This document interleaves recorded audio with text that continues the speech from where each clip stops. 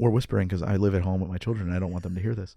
But Chris Columbus has a darkness in his soul that he would put that into that movie, and that he would open this kid's movie with a dude pretending to be hung by the neck until dead. Gremlins is like rated R, though. It's by no means a kid's movie. Is it rated R? I'm pretty sure. I don't think it is. I think it's PG. I feel like we should make bets when things like this happen. Yeah. Holy shit. PG, baby. You're fucking Told you, man. kidding Gremlins me. is PG. You're on Midnight Local, the podcast from How to Drink, where we just talk about things. Movies. Pop culture. Maybe some video games. That too. All the things. The stuff and things. All of the stuff and the things on Midnight Local. Let's get to it.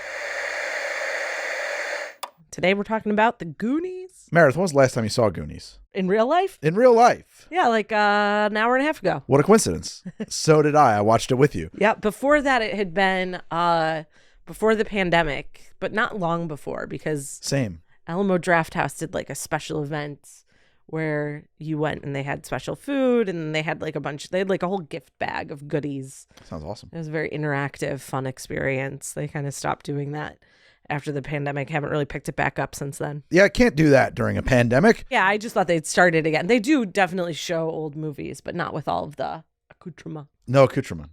Yeah. You know what is interesting about me? Many things, Greg. Many things. What a nice thing to say. If you were to put a gun to my head, I could not spell accoutrement. Oh, I couldn't spell lots of things. If you put a gun to my head, I would be dead. You know what I've been using lately? What? Brick-a-brac. I've never heard of it. You don't know bric-a-brac? What's all this bric-a-brac over here? Oh, bric-a-brac. Yeah, like clutter stuff, you know? You put out the bric-a-brac plater, the hors d'oeuvres, you know? You could say bric-a-brac for just about anything. Frickin' frack is how I would have thought of that. Frickin' frack? Bric-a-brac.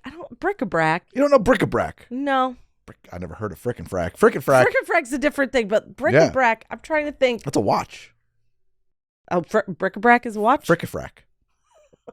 Because a swatch makes a watch for kids, and it's called a frick and frack. What is happening right now? Bric-a-brac, accoutrement, frick-a-frack, watches. We're talking about it all. Goonies. Let's talk about the Goonies.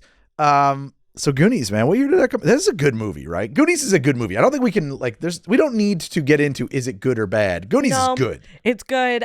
We don't need to make excuses for it. That's one of the best things about it. And yeah. That's getting ahead of ourselves a little bit, but let's go right there. 80s movie. And I think this is a question you got to ask about every movie you look at from the 80s and really ever, I guess. Anything that's more than a year or 3 old, really, because things change so fast. Has this one aged poorly? It hasn't. I mean, there's a couple of insensitive things in there, but nothing that makes the movie ever in the cancelable category. You know what blows my mind? Because I think this is one of the ones that you generally almost always have to overlook in every 80s movie. You're going to be like, well, okay, fine, yeah.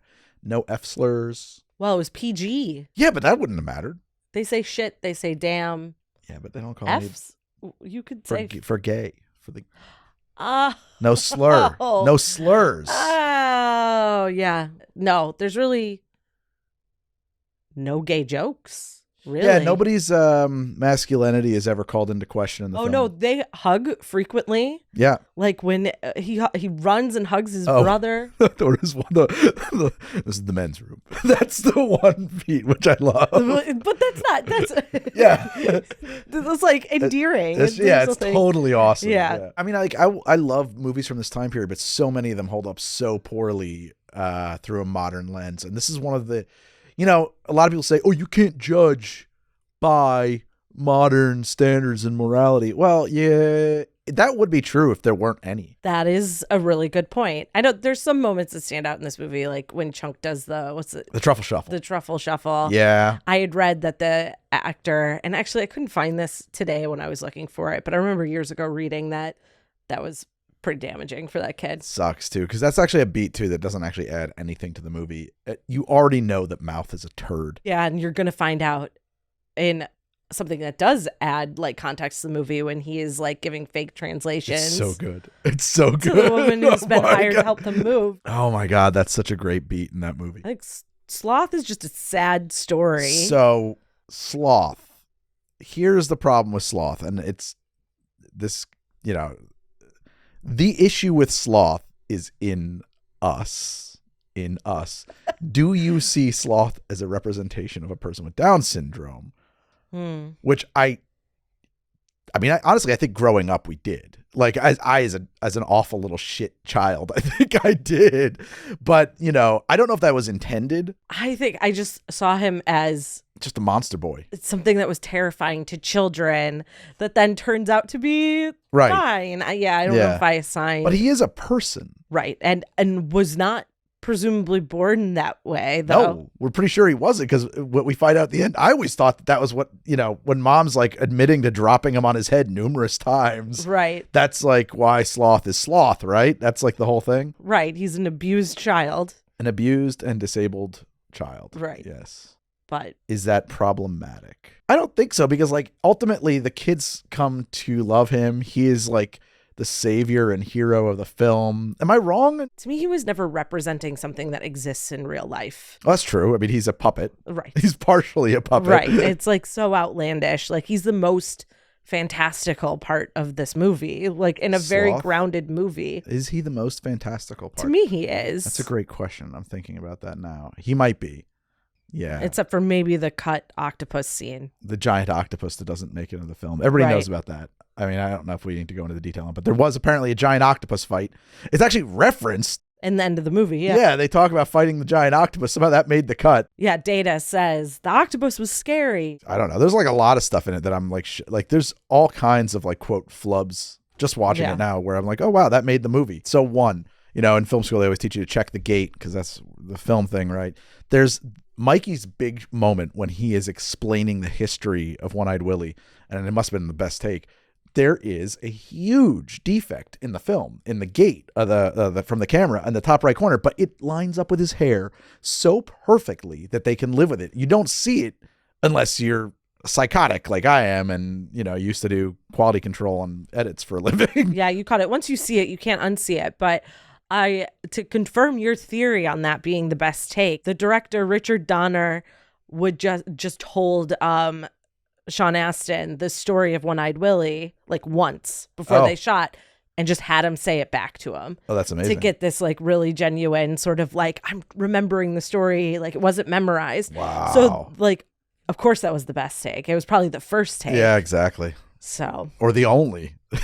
Possibly the only. Richard Donner, man, he kicks ass. He was directed the shit out of this movie. And then there's also a moment when they're riding bikes. And I think it's Mouth or somebody, you know, it's like an establishing shot. But one of the kids throws the map to the other kid and it misses. And they like Sean Astin swings back around on his bike to get it. The camera doesn't miss a beat. Whoever was operating killed it because they stayed with the action just the right way. And the kid who's doing who plays Chunk just keeps going. Like, you know, like everything about it is. He's just talking about all his one time my mom made me do the blah, blah, and he never misses a beat. And it's just like, man, everybody's on fire to make that work. And it's better because like, that's like that, you know, kids, they throw the map, they miss, they have to go back for it. Like, that's just so authentic. He's the one kid that I feel like probably ad-libbed in this because he's just always, whenever he starts talking, he doesn't stop. He just keeps going and sort of follows along and keeps moving his mouth. Yeah, maybe all of them were, yeah. So I wonder especially about him, him. Though. It's funny, whenever I see something like that in a movie, this is like the dumbest reference point, but when I see like, oh, we threw the map, we had to go back for it, the map fell on the ground, and like it's just like part of that, the texture of that reality, that verisimilitude. I forget who it was, but one of the creator of the Aqua Teen Hunger Force, which I know, if you watch it, stuff like that happens. Where somebody will just miss something and pick it up, or like Master Shake will fall down and have to like for no reason, and he'll just stumble and have to get back animated up. Real. And the guy who created the show, the showrunner or whatever, was like, "Yeah, we put those moments in there because it makes it feel real." And it's like it's animated. They're putting flubs into the show to make it feel real. Richard Donner just knew how to direct kids because each one of these kids, no one feels like they're memorizing. They just feel like these characters, and by the end of the movie, like. You can tell that they've been acting together for like weeks and had fun. Like the way that Corey Feldman and Steph, the other girl, the blonde girl with the glasses, Oh yeah. are interacting by the end just like feels something that can't be scripted. Like they're just like They're pals. They're pals, and like they I think found these moments between these kids Kind and of played pretty them up. when your face doesn't screw it up for you. Yeah. It's so good. But you can tell like the way that she like listens to him and sort of responds. Like either these kids are phenomenal actors, Well, they or these are. directors just knew how to get these performances out of them, because they are believably so their characters from beat one to the end of the movie. They're fantastic. Like if you ever go and watch like the first Harry Potter, those kids are stumbling through that movie, sort of. Oh yeah. They grow into It's their pretty characters stiff. over 7 movies, but Yeah. they're reciting lines, and look, they're playing established characters, so it's a different task. I'm trying to think of another movie recently with kids off the top of my head, but that's the one that's coming to me. I can't either. You just don't feel that at all. It might be something to the fact that we're the wrong age group. It might also be something to the fact that there's not a lot of memorable movies with kids coming out. So this was like the big thing that I wanted to talk about It's with a this good movie. movie. Yeah, right. That's not just like done cheaply, thrown on TV or streaming, and like do teenagers watch movies anymore? I don't know what the teenagers. Is there just is the reason they're not being made because like there's just no market for them?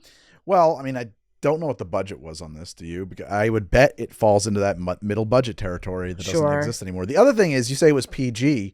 I don't think PG-13 existed yet. I didn't know that. That's really interesting. And I'm real certain of it. It should have been PG-13 for sure. Absolutely. And I don't think there's PG-13 shit getting made anymore. Like PG-13, you were saying before, you were like the golden age of PG-13. I don't think PG-13 exists anymore. Yeah. Like, Everything it does, I saw. But like nothing is going to come out that's PG. All of my weekends were filled with going to the movie theater and seeing PG-13 movies. Absolutely. Yeah. Movies that would appeal to, parents and also kids that were with them. Can you look it up? What year did this come out? I think PG-13 was created on the heels of Temple of Doom. It was 1984. So maybe the heels of Temple of Doom right before this, but barely a thing. They weren't using it yet maybe when this was going through the MPAA. Right. 100% it's not a PG film. Not by today's standards. There's dead bodies and gunshots and they're going to murder those kids. The opening scene, he breaks out of a prison by pretending to hang himself. Yeah, that's right. I forgot about that. You just see his feet and they pan up and you just dark, think you see a guy hanging. It's dark. It is dark. It is dark. And actually that's Chris Columbus, right? So Chris Columbus, he was a writer on this. Chris Columbus, he was the writer. Well, no, Steven Spielberg also gets writing credit as well. But Columbus, his big movie was The Gremlins, which is referenced in Goonies, by the way. And I have to whisper about this, but the thing about Gremlins is that it was a Christmas movie that ruins Santa Claus because a character in it says, and that's how I learned Santa Claus isn't real. And we're whispering because I live at home with my children and I don't want them to hear this. But Chris Columbus has a darkness in his soul that he would put that into that movie, and that he would open this kid's movie with a dude pretending to be hung by the neck until dead. Gremlins is rated R though. It's by no means a kid's movie. Is it rated R? I'm pretty sure. I don't think it is. I think it's PG. I feel like we should make bets when things like this happen. Yeah. Gremlins is pretty gory. The second one certainly is. Holy shit. PG, baby. You're fucking Told you, man. kidding Gremlins me. is PG. Gremlins 2 is 13, right? PG-13. Yeah. I remember, so I'd seen Gremlins and we put on movie. Gremlins 2 at my grandmother's house. Yeah. And my Iowan grandmother. Yeah. And she was like, and we were there for Christmas. What are you? We had to turn it off. She never made me turn off a thing in my life. Really? And that Gremlins 2, she that's was just crazy. not in my house. There's a Key and Peele sketch about Gremlins 2 getting written and how Gremlins 2, for the record, bears so little resemblance to Gremlins in tone and in character and everything. For sure. Because Gremlins is a heart-filled, spooky holiday movie. Gremlins 2 is a cocaine-fueled, terrible comedy. Well, it's mostly the Gremlins. Right, exactly. You just get right into the Gremlin action. Exactly. We're way off topic on this one already. No, we're talking not. about Gremlins. The Gremlins ties into it's true. Christopher Columbus. We're talking about his work. I feel like we're more on topic than usual. More on topic than usual today on we need Midnight Local. a topic meter that just starts to go. The gauge of topicality.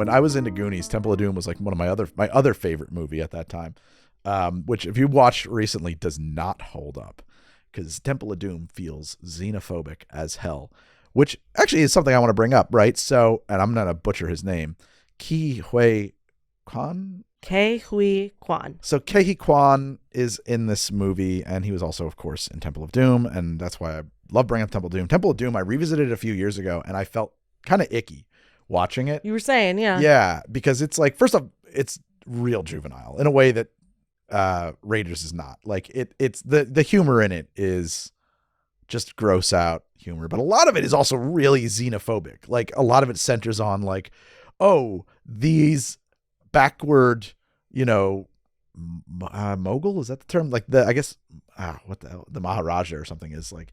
Yeah, anyway, these backward people in this primitive part of India eating chilled monkey brains and stuff. Like, it's all so xenophobic. And Although after watching Naked and Afraid, I think that we used to eat a lot more things. Sure. But no, you have to see it because like there's a whole scene where the whole point is like, it's gross oh my humor. God, these people are disgusting monsters. Yes, it is. I know what you're talking about. In fact, it turns out that they are like cannibalistic monsters, but like whatever, that are enslaving children. Yes, child slavers. That's true. Obviously, I'm not really qualified to make this statement. And I know Ke Huy Quan said that there was no roles for Asian Americans, and that's why he kind of went behind the camera for like 30 years or whatever, and now he's acting again, and he's nominated for an Oscar. Just a great movie that we will cover eventually. Yeah, I have to see it. I haven't seen it yet. But I mean, like, do you think is Data racially insensitive as a character? I don't know if I'm fully qualified to answer that question. Sure. But I at least know that he's not putting on the accent. That's true. So that's true, yeah. That changes things a bit for me in my interpretation of that role. So no, like, he's Inspector Gadget for me. Right. He loves 007, James Bond. Right. That's and his dad's clearly an inventor as well. Right. So I don't know. It doesn't hit me personally. So no. I don't know. Well, I always identified with Data because he was like the nerd, and I always thought of myself as the nerd. Right. To me, he was the coolest one. I wanted to be like him. Him and Chunk are the most memorable characters, certainly. I love Mouth too. Sure. But Sure. When I think about this movie, I think about Data's gadgets. Yeah. And Chunk's story about vomiting in the movie theater. Right. Or just all of Chunk's the most quotable character in the movie. Not for me. Well, who is? For me, the line in this movie that resonated my whole life is, "But these are my dreams, and I'm taking them back." Yeah. Oh my God, man. It's a great line. It's the most emotional moment in the movie, I think. Yes. Like, by far. I understand what you're saying, but it's like you're talking about this movie with your friends. You're going back and forth. You're not stopping and like reciting that line. No, but I know we just watched it, and I was laughing my ass off at half of what Chunk said, but I couldn't tell you a thing except for Rocky Road at this point. Rocky Road. Well, hey, you guys, that's Chunk. Isn't that Sloth? Sloth says it because Chunk says it. Oh, Chunk says it in the beginning. Right. He is great. All of the kids are so great. They're so authentic feeling. I mean, we said that, but it bears repeating, tripleting, quadrupleting. Yeah, no one's repeating anything. They're very unique characters that all bring something fun to the movie. Huge amounts of fun. And even the brother, I would say. Except for Andy. That's where you're going. No, we'll talk about Andy in a minute. Andy gets... I think that my one observation was that, I think I said it before when we were watching, it was like, every kid gets a chance to be smart. Every kid gets the chance to be right. Nobody's always the butt of the joke, right? Like, even Chunk, he knows that there's trouble in there before anybody else does. He's right. He's right the whole time. Andy has her moment. What was her moment? She plays the keyboard. Keyboard, right. Yeah, she gets her moment. Yeah, but she doesn't know that B flat and A sharp are the same note. She took lessons when she was 4. That's she true. Pulls it off. That's so true. Andy does get her moment. Yes. But she is by far, like, she is until that moment. She is a pain in the ass. She's just bitching and moaning about everything. Yeah. And her poor friend, Steph, is constantly trying to... I mean, Steph says it great. She's like, I feel like I'm babysitting and I'm not getting paid. Yeah. That, to me, is the most quotable line in the movie. She is cool as shit. What other stuff has she been in? Because She's Martha Plimpton. So the most aspirational character in this movie. and I'll tell you what, right? Oh, hell yeah. I got a picture of her here in like a tux. Oh, This is okay. getting better and better. She's a star in HBO Max's Lena Dunham dramedy. Okay. Yeah. Listen, you got to take the work you can get.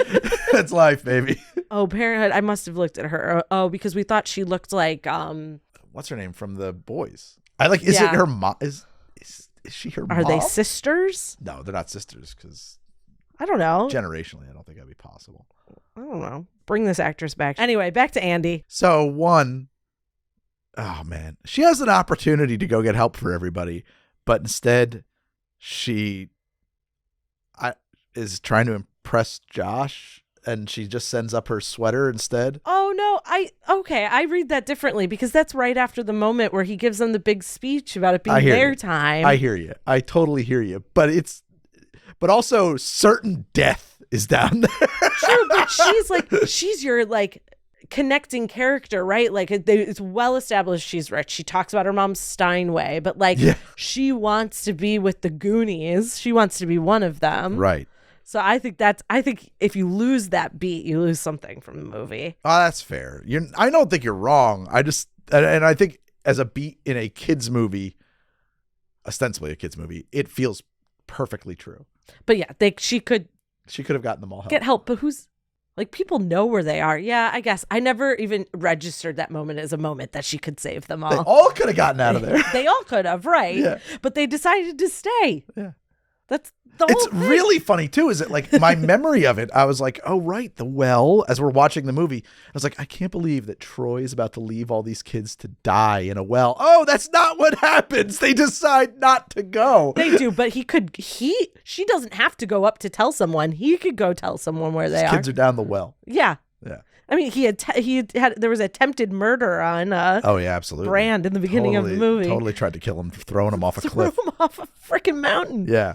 Also, that's very similar identical scene happens in the Karate Kid. You know, I've never seen the Karate Kid. We got to put it on the list. It's actually a pretty good flick. I think I'll like it. So I just want to come back to this. I don't want to beleaguer the point. Mm-hmm. There is this idea in my brain that maybe making the Asian kid Data, the gadgeteer, is that a stereotype? In the 80s, it might have been.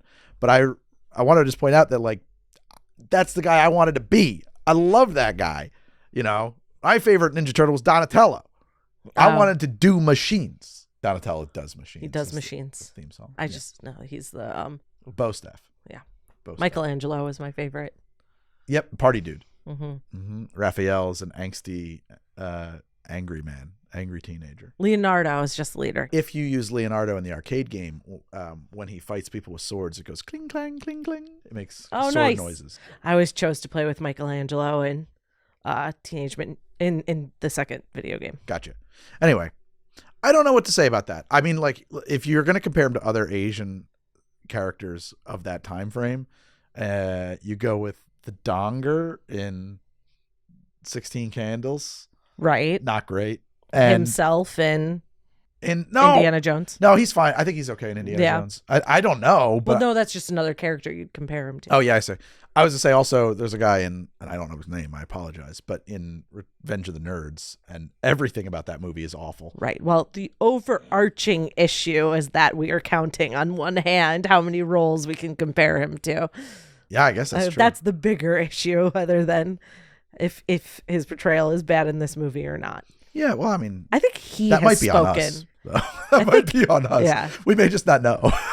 I'm pretty sure he's spoken a lot about the roles he used to get? These roles as well. I don't know. I haven't heard. I would love to know his opinion. I haven't heard him say anything about it. Like, were these roles good or bad? I think they were great, but I don't know. Yeah, I think he's more focused on the fact that he couldn't find work in between.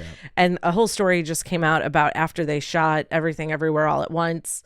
He lost his insurance. He couldn't get on the insurance, or he lost it again because he couldn't get another role after that. And now he's about to win an Oscar, and we'll see what happens. Hopefully he's going to win an Oscar. Yeah.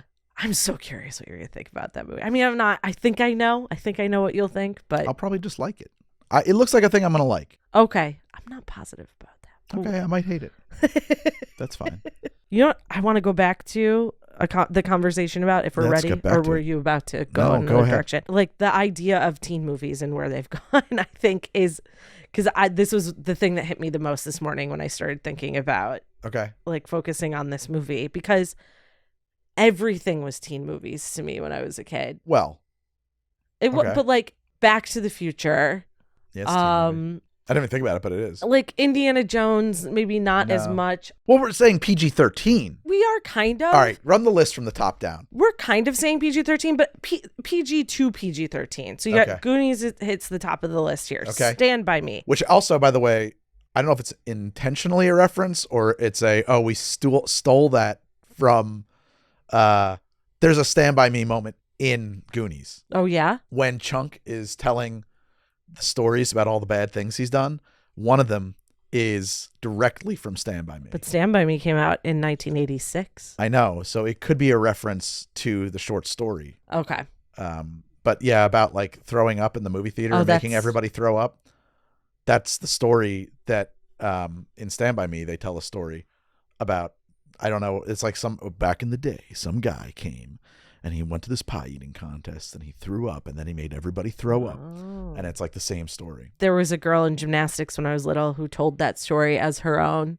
And I remember when I finally saw Goonies, I realized, she was giving a performance. That didn't actually happen. But she had a tendency to do that. I found as I knew her longer in life, less and less of her was real. She took moments from movies that I hadn't seen yet because I wasn't allowed to, and just like made them her own stories. All right. Breakfast Club. Love that movie. Watched it 3,000 times. Adventures in Babysitting. Seen it 3,000 times. That was one of my favorites. Yeah. The Lost Boys. I had a Lost Boys t-shirt when I was in high school. Love that movie.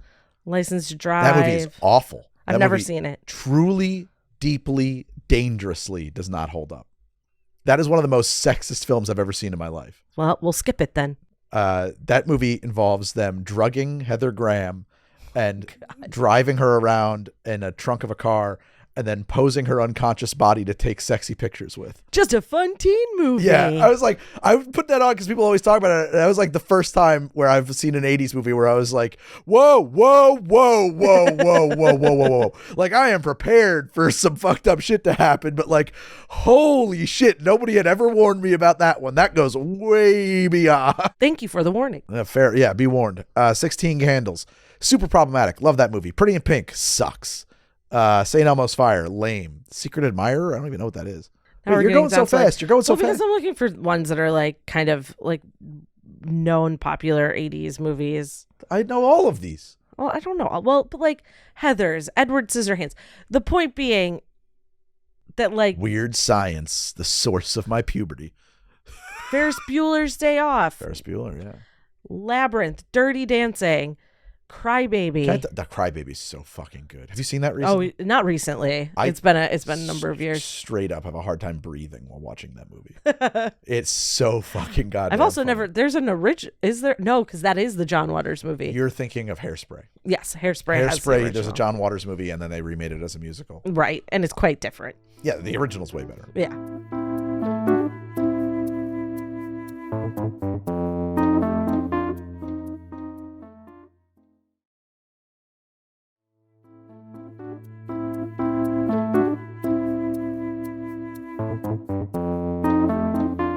Big, Clueless. I could just Heathers. Big's a weird one. Big is a Mean weird Girls. one. Each of these should be an episode on the show. I want to do Heathers, Clueless, Mean Girls. I got problems with Heathers. I haven't seen Heathers in many, many years.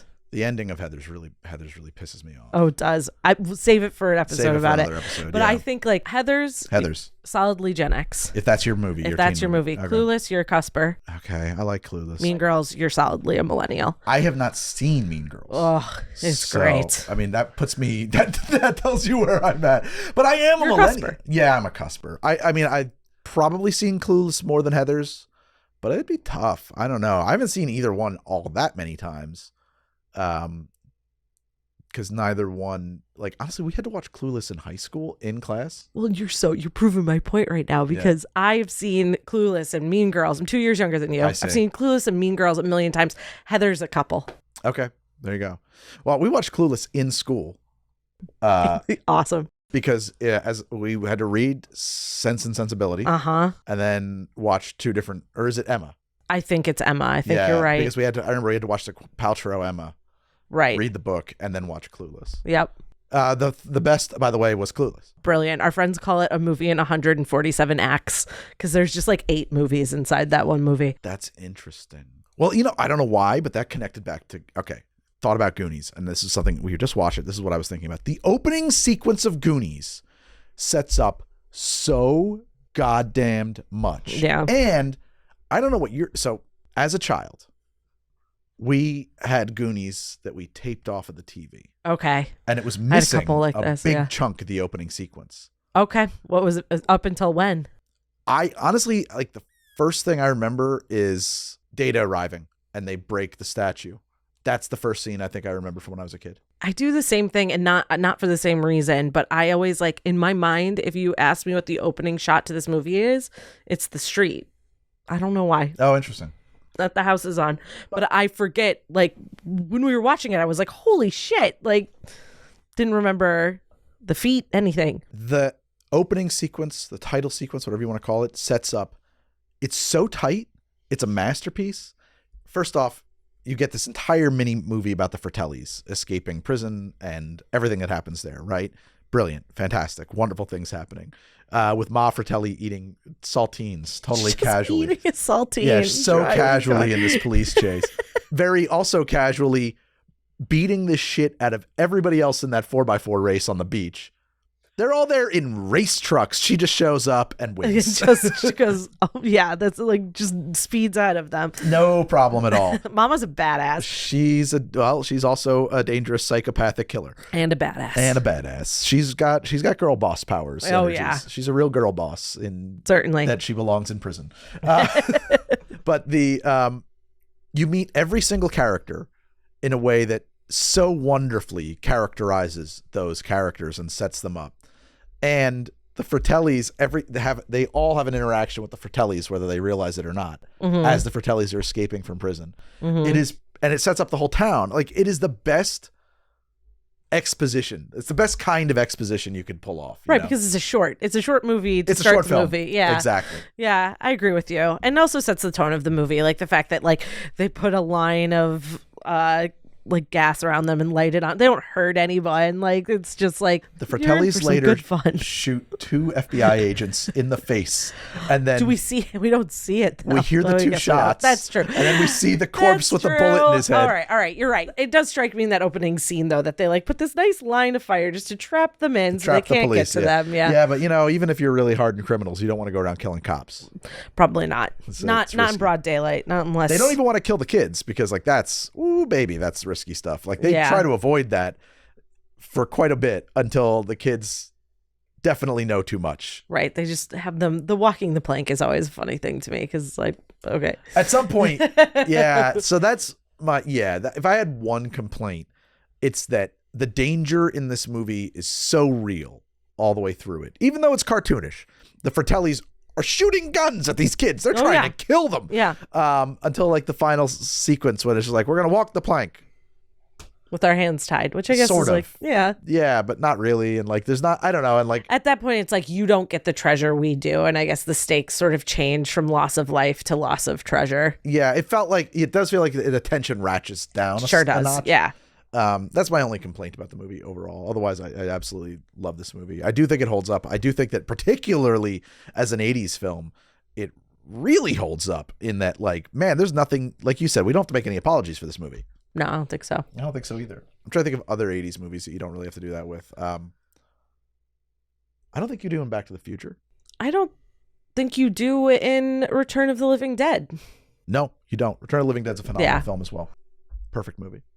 Yeah, I mean, that's a good point, right? Like, whenever anybody says, like, oh, it's like, everything was like that. It really wasn't.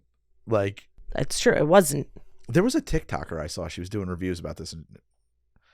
Anyway, about how you have to look at who the audience was. And the audience for Revenge of the Nerds was dumbasses. And, like, it was basically was her argument. Like, just, like, mass appeal. She was like comparing this to something else, and I forget what the other one was, but the point was that like Revenge of the Nerds is a terrible film that is reprehensible, that Never seen that one either. was designed to appeal to a reprehensible audience. And that's why. Give me a summary. Give me the elevator pitch.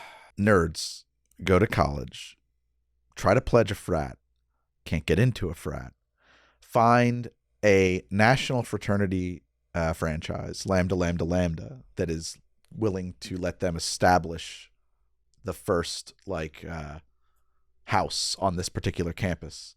They become the campus. They have a new frat, Lambda Lambda Lambda, and the Alpha Betas, who are like the jock frat, really hate the nerd frat, and they get into a frat war in which the nerds will win by raping their women. Oh. Great. Yeah, that's basically that's it. I mean, I loved Revenge of the Nerds growing up. I didn't know anything was wrong with it. Yeah. You know, I mean, I thought it was a fantastic movie, and well, that's what people mean when they say everything was like that back then. Exactly. It was, I didn't know that wasn't okay. I didn't see the no difference. No one told me that wasn't okay. Yeah, I mean, I couldn't see the difference between Revenge of the Nerds and Goonies, for example. Sure. Even Porky's treats women better than Revenge of the Nerds. I'm serious. Yeah. I think that'll be another one I skip then. Just don't have. It's just one scene. Yeah. It's really just one or two Even scenes. one scene. It's too exhausting. Yeah. I'm exhausted by it. I don't have time for it. Yeah. My money also is power now, and I'm not going to pay for it. That's right. It's very similar to the main complaint of 16 Candles, except it's worse. Yeah. Yeah. It's more malicious. Like, let's just play that scene out and see how it goes. Which one? No, like the movie is just saying, let's take what's mentioned in 16 Candles and play the scene out. We're just beating around the bush about it. Let's just explain it. In Revenge of the Nerds, our lead nerd at a big college fundraising charity carnival dresses as Darth Vader, which our hot cheerleader sorority girl, her boyfriend, is dressed as Darth Vader. Nerd and sorority girl bang in the bouncy castle. And then he reveals who he really is, to which she is impressed that he was so good in the sack. And he says it's a great line, though, that's because all jocks ever think about is sports and all nerds ever think about is sex. And that's how we have our final triumph over the jocks in the film. Yeah. And I think that's much, much worse because he knows that he's, I don't know. I tricked you. Yeah. That's horrific shit, right? And usually when you find that out, you're like, well, at least you were better. Yeah. What Normally a that's how it fantasy. works. Oh, God. Yeah. That's awful. Very male fantasy. Yeah. Yeah. Absolutely. Absolutely. I guess they imply in 16 Candles that, I don't know, she's drunk and he's basically like, you can have sex. I'll give you my girlfriend for the night. You can have sex with her. The fig leaf for that scene, and I don't know that, why am I carrying water for it? I don't know. But if I was going to defend it, I would say that I don't think it's clear that she thinks she's sleeping with her boyfriend. I think it's that she's so drunk that she sleeps around and she's sleeping around, because I think that's brought up before, that she's cheating on him elsewhere in the movie. Maybe, but still, the so drunk thing is where you lose. For sure. You lose it. And the giving permission For sure. to have my thing, also not great. Okay, fine. Don't want to argue that. I think that there's no her side of the story, so it's pretty clear what the filmmaker thinks about the situation. It's funny though. I don't see that though. I see that he's saying, hey, if you're saying, here is my girlfriend, you can have sex with her. Isn't that, I mean, I haven't seen the scene in ages. No, That's what I you can hear it a couple remember, different ways though. And I hear it as, here is my girlfriend. If she has sex with you, I won't kick your ass. You have my permission. Same thing. Still his property. Oh, yeah, but you kick someone's ass if your girlfriend sleeps with them. You don't?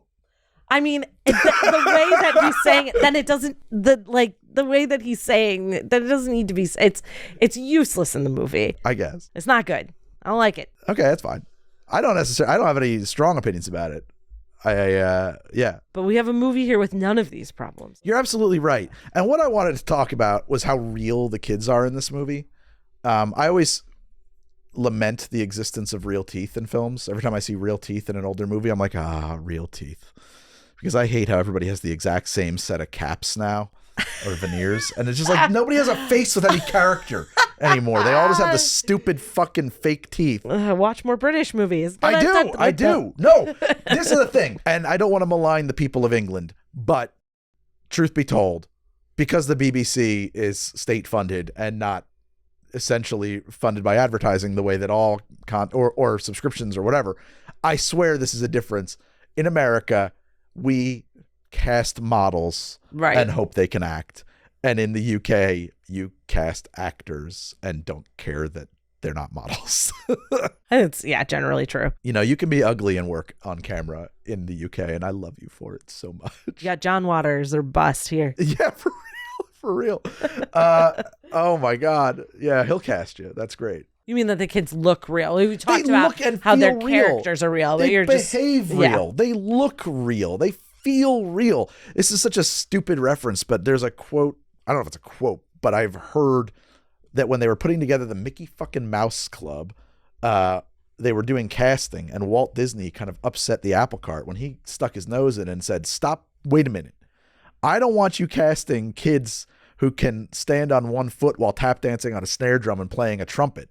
I want you to just cast regular kids. Just regular kids. Just normal regular kids." I felt, maybe it's because I was younger, I don't know what kids feel now, but I really felt like I could relate to these kids. They felt like me. They looked like me when I saw this movie when I was a kid. Mm-hmm. I don't know. They don't feel so far removed into some plasticine fantasy reality. Yeah. So Sean Astin is like the cutest. He's sort of the cute as a button kid. But then in hindsight, watching it as like someone who's his career has followed like things I watched growing up, he became more and more real, you know, so I just see him differently. But like watching the movie today, I was like, man, I forgot. When I think of this movie in my head, I see a more now version of Sean Astin. And I was like, wow, he's an adorable little kid throughout this whole movie. He's just cute. Oh, I see what you mean. He's just the perfect little cute little button. Okay. Well, he was well cast. He's very well cast. And I mean, I can't divorce him from Rudy and Samwise Gamgee and now Stranger Things. You know what I always think about with Sean Astin? And I feel very comfortable talking about this now. Sure. Working at a place we used to work, I cut some show trailers for a show called The Alienist. On I remember Showtime that. or whatever. Yeah. And to build those trailers, they gave me all the footage they had. And what a lot of people, I'm going to go out on a limb and say almost nobody is aware of, is that in The Alienist, that TV series, a young Teddy Roosevelt is a character. A lot of people know that. But that in the original shooting, it was played by Sean Astin. And I had all that footage. Why did they recast?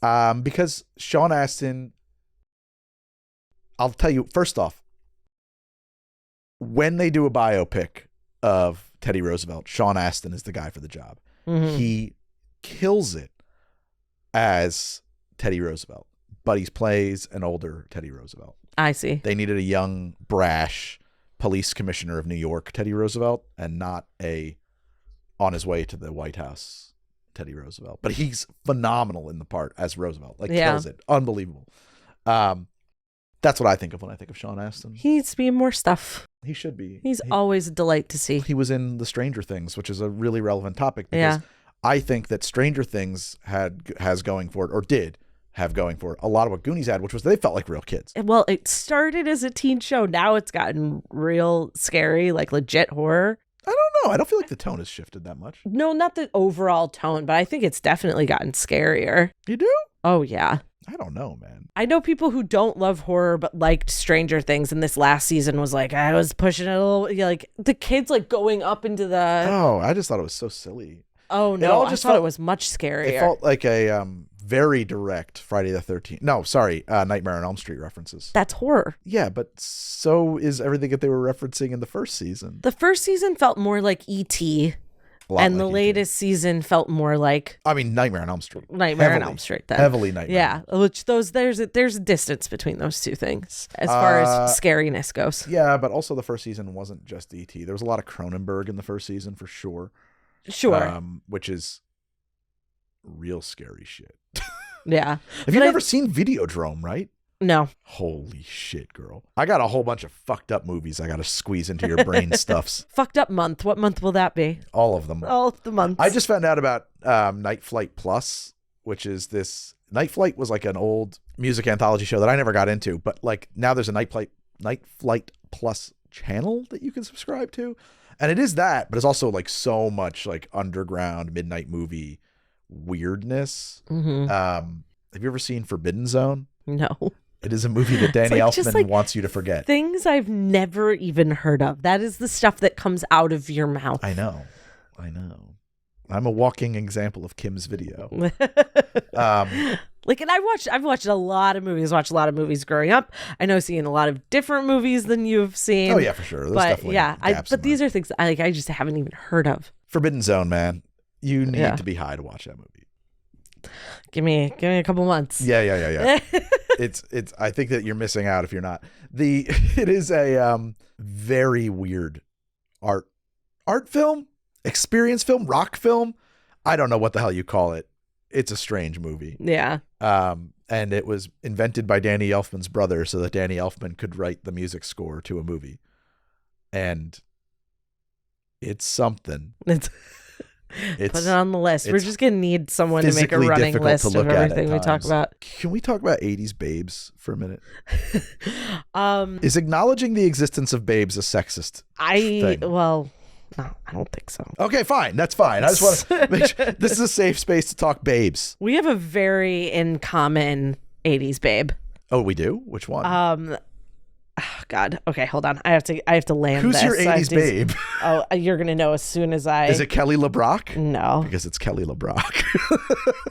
No, this was my biggest crush. Oh, dude. Elizabeth Shue? Fuck yeah. Yeah, Elizabeth Shue. Hell yeah. Adventures... And you never saw The Karate Kid? I didn't, no. Oh, dude. That's her like first movie. Oh, great. Yeah. I'm even more excited. And also Josh Brolin, first movie, apparently The Goonies, which I find hard to believe. Yeah, I found that out today too. Like this, that is kind of hard to believe. But I guess not. He's like, what, 16, 17? He just seems so established when you see it. He's a teenager.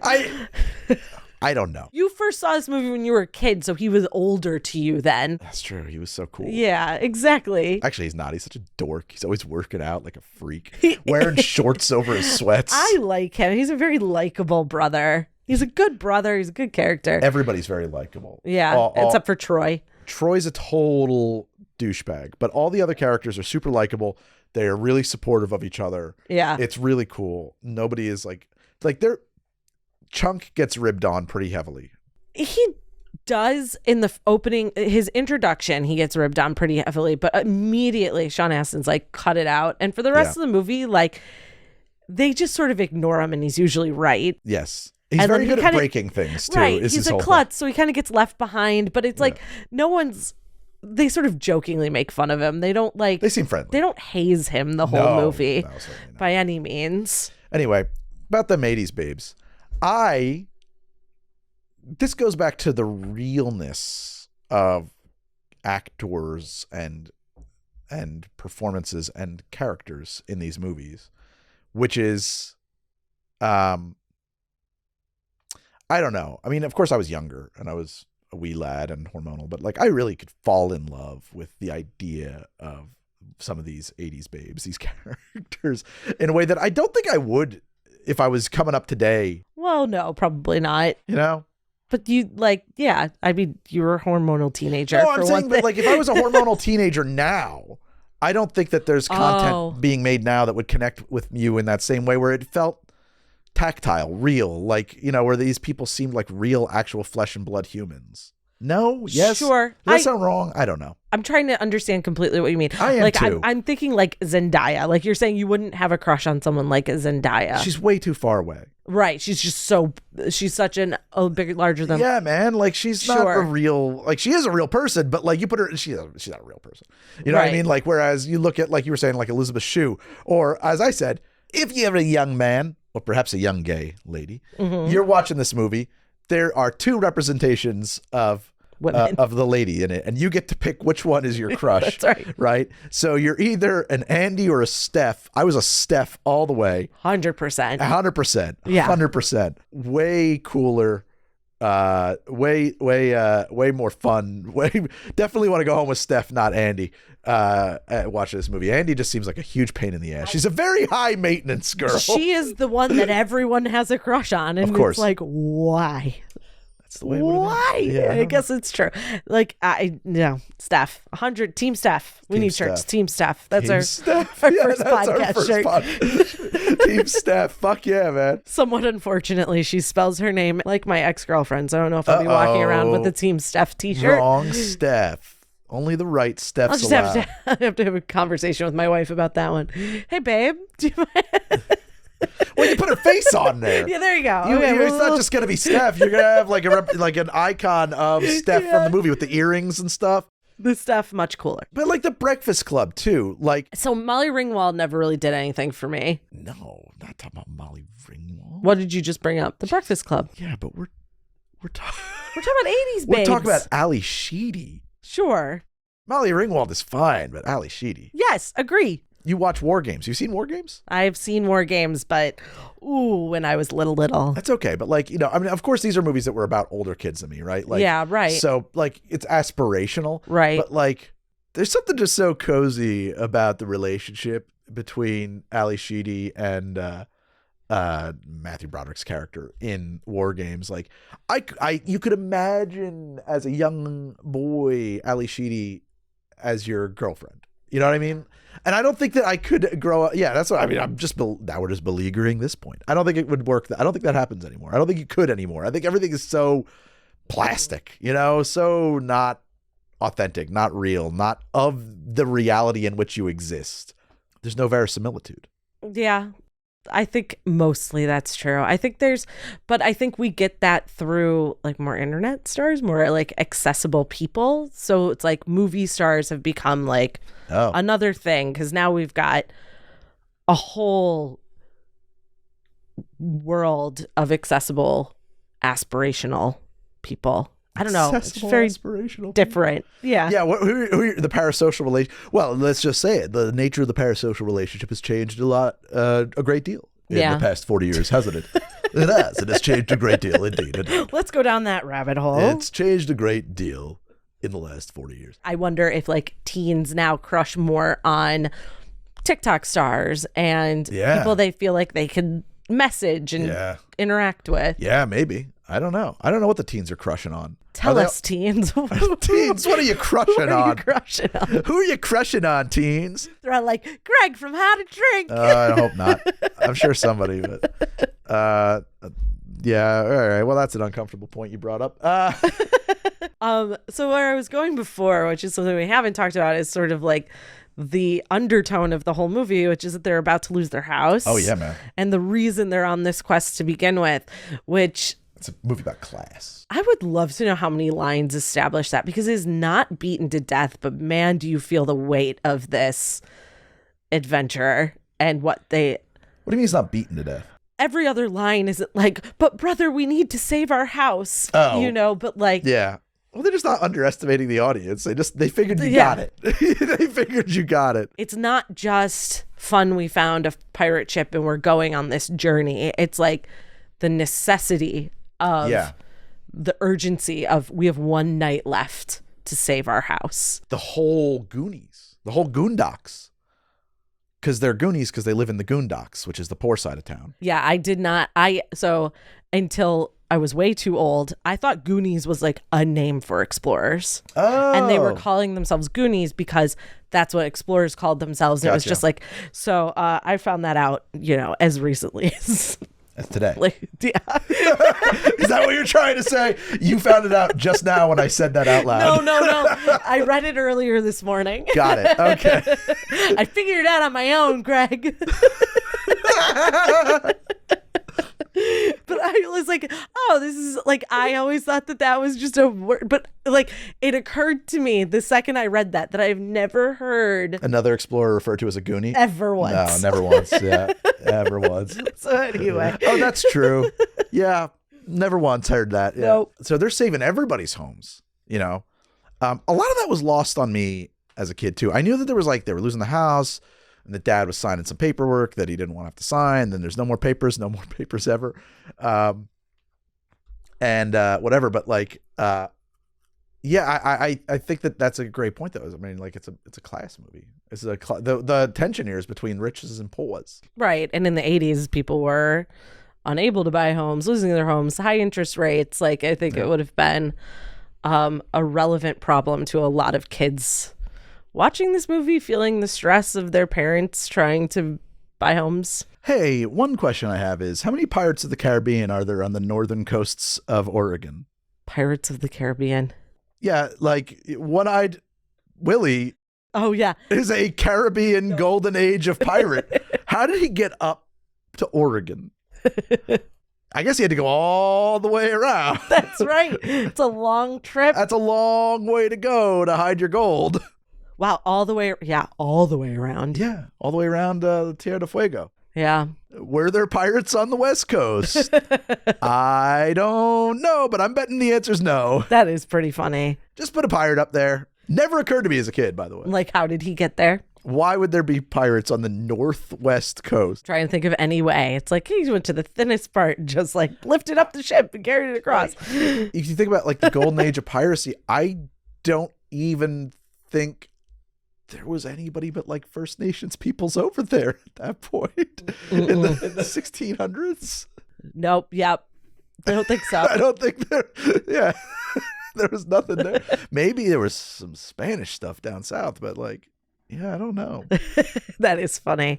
Yeah. Why Oregon? Do you know why they set it there? I mean, it's beautiful. It's gorgeous. They shot it there. Fantastic. Absolutely. On location. Yep, absolutely. And that's actually a big thing that I think this movie has going for too, is that like so many of these exteriors would have been a green screen now. Yeah. And I think that that's fine, but there is, I don't know, there's just a tactile magic to those kids standing on those bluffs with that weather behind them that they couldn't have planned for. That's just what the weather was doing that day. And there it is. It looks great. Yeah, it's very, I mean, Spielberg does that with E.T. too. I don't know where that was shot, but you like the landscape. E.T. is Southern California. Yeah, but you feel like that suburb is just like very ingrained in my brain, like that location of where that takes place. Did you like E.T.? And the forest as a kid? Yeah.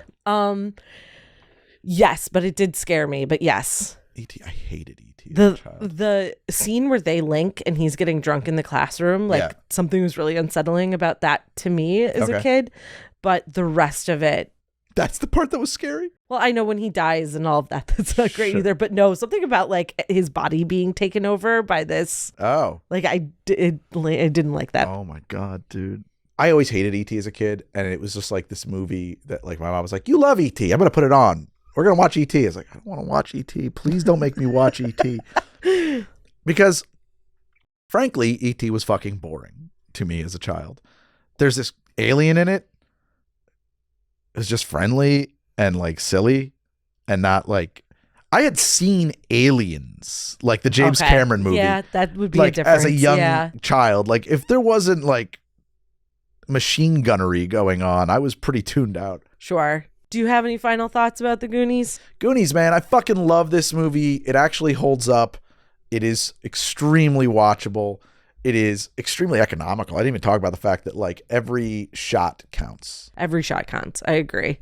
I think like I walked away this time feeling like this was just like it's a one day, well, overnight, like real adventure. When I used to fantasize leaving my house as a kid of the things that could happen. Oh, for sure. This is an attainable adventure. Now it's like you're a wizard or you're a superhero. Like you're a kid. You can't be any of those things. These are just regular kids. Yeah, and it's just so cool.